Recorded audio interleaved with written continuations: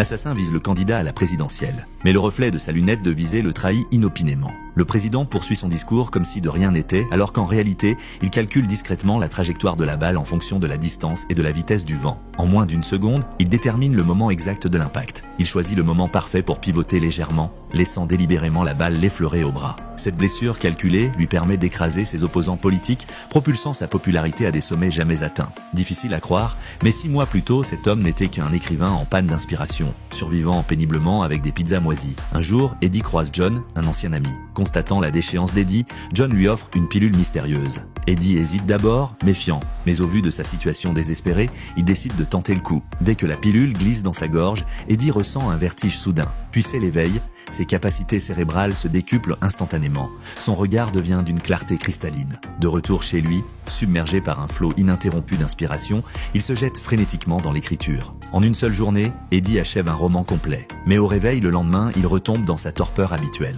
Heureusement, son manuscrit attire l'attention de plusieurs maisons d'édition qui se disputent les droits. Eddie mesure alors le pouvoir extraordinaire de cette pilule. Il retourne voir John.